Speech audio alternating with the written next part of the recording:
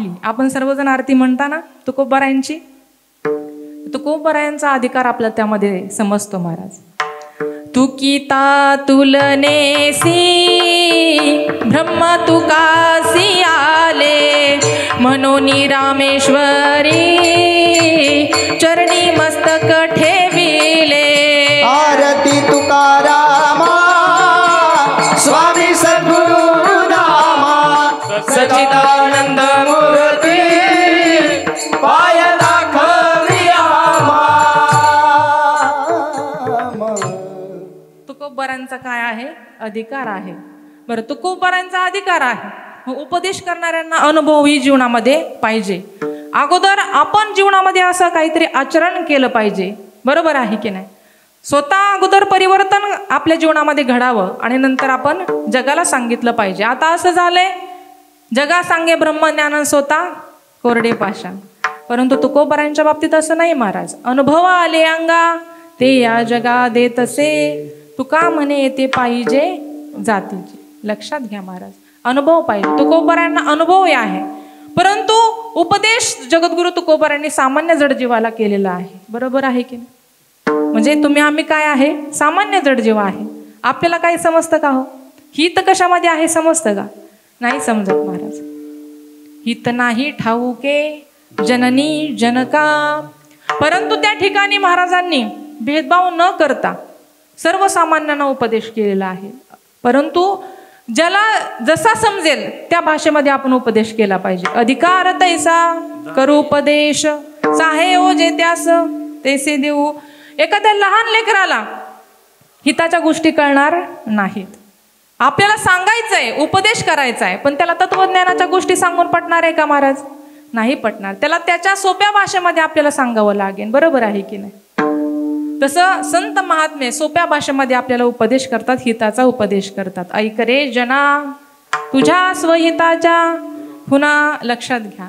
आणि आपल्याला का उपदेश करतात? कारण तुमचा आमचा उद्धार व्हावा, आपलं हित साध्य व्हावं. लक्षात घ्या. कारण संतांचं जे काही अवतार कार्य आहे ना ते ह्यासाठीच आहे. संत महात्मे मृत्यूलोकामध्ये अवतीर्ण झाले कशा करता हो? ब्रह्ममूर्ती संत जगी अवतरले उद्धरावयाले दीन जना. कारण ह्या जड जीवाला स्वतःचं हित कशामध्ये आहे माहिती नाही. जीव हा जीवाचा उद्धार करू शकत नाही. म्हणून जगद्गुरु तुकोबाराय उद्धारासाठी आपल्याला उपदेश करतायत. काय करतायत उपदेश? बाबांनो, तुम्ही ह्या मृत्यूलोकामध्ये जन्माला आलेला आहात ना, तर एक विचार करा, पण तो विचार प्रत्येक क्षणाला करा. क्षणोक्षणा हाची करावा विचार. कोणता विचार करा? प्रत्येक क्षणाला. तरावया पार भवसिंधू. हा भवसिंधू तरुण जाण्याचा तुम्ही काय बाबांनो विचार करा. बरं, प्रत्येक क्षणालाच का करा? कारण हे जरी 100 वर्षाचं आयुष्य असलं ना तरी देखील क्षणाचा सुद्धा भरोसा नाही. कारण हा देह कसा आहे? नाशिवंत आहे. तो कधी जाईल सांगता येईल का? नाही. नाशिवंत देह जाणार सकळ आयुष्य खातो काळ. सावधान. महाराज त्या ठिकाणी आपल्याला सावधान करतात. आणि सावधान होऊन तुम्ही काय करा? संत समागमे धरावी आवडी करावी तातडी परमार्थाची. एखादा रोगी जर आजारी पडला तर तो बरा व्हावा यासाठी आपण काय करतो बाबा? औषधांची तातडी करतो. बरोबर आहे की नाही? घाई करतो. मग हा काय आहे? संसार रूपी काय आहे? भवरोगच आहे ना आपल्या पाठीमागं लागलेला. म्हणून ह्या भवसागरातून तरुण जायचं असेल तर आपल्याला परमार्थाची तातडी करावी लागेल. परंतु परमार्थ करत असताना जीवनामध्ये अहंकार रूपी दूर डोळ्यामध्ये भरून राहू नका. तुका म्हणे इह लोकीच्या व्यवहारे नका डोळे धुरे भरुणी राहो. असं का करू नका? नाशिवंत देह जाणार सकळ आयुष्य खातो काळ. सावधान विठ्ठल विठ्ठल.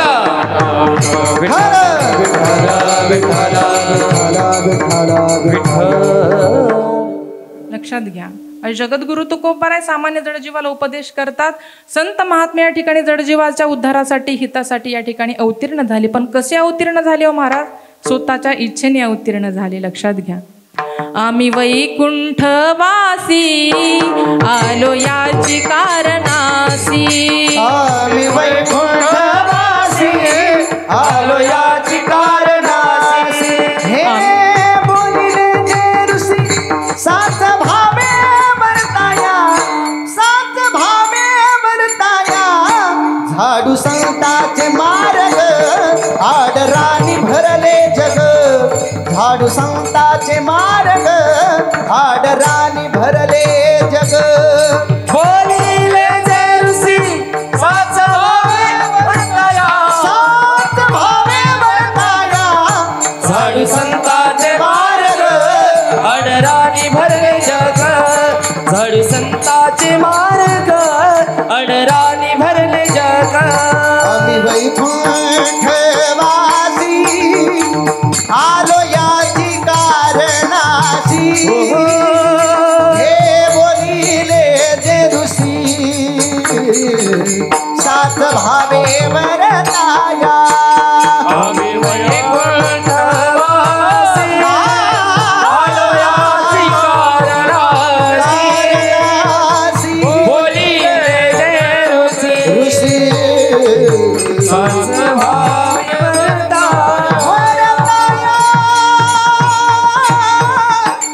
वा क्या बात है महाराज. आम्ही वैकुंठवासी आलो याची कारणासी बोलिले जे ऋषी साच भावे वर्ताया. संत स्वतःच्या इच्छेने येतात बरं का.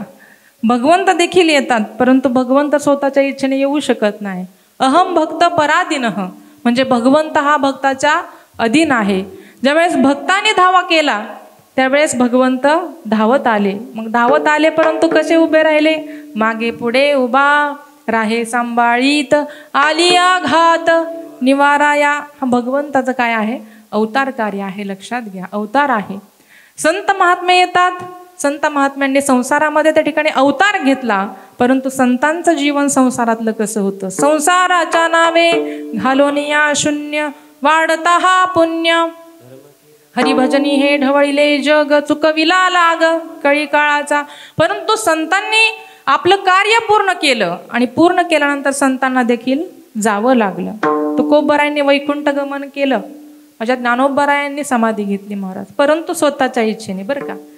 पहा संतांना जावं लागलं म्हणजे अवतार घेणाऱ्यांना जावं लागलं. मग आपल्यासारख्याचं काय येत नाही उरो आले अवतार येत नाही उरो आले अवतार येत नाही उरो आले अवतार येत नाही उरो आले अवतार रते पामर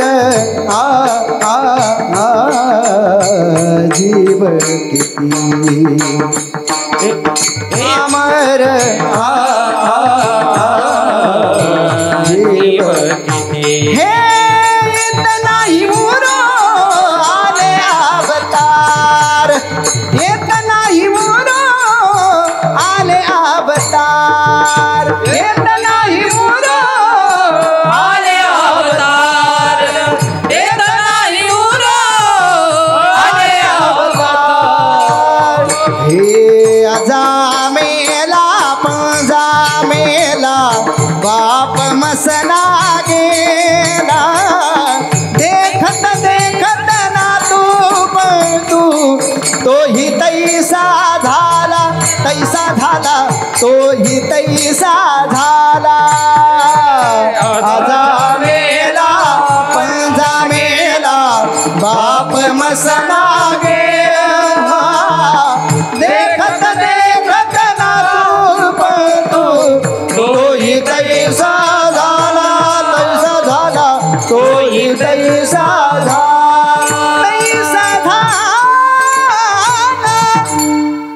येत नाही उरो आले अवतार एरते पामर जीव किती. लक्षात घ्या जीवाला एक ना एक दिवस जायचं आहे परंतु जन्माला आल्यानंतर एक ना एक दिवस जायचं आहे. हा काय आहे पुनरपि जननम पुनरपि मरणम पुनरपि जननी जठरे शयनम. हा काय आहे भवसागर आहे. परंतु हा भवसागर तरुण जाण्याचा मार्ग आपल्याला संतांनी दाखवून दिलेला आहे. मार्ग दावुनी गेले आधी दयानिधी संत ते येथे उपकारासाठी आले घरच्या वैकुंठी शोधून आले संत हिताहित जगाचे. मी सुरुवातीला तुम्हाला सांगितलं ह्या जगाला हितही माहिती नाही.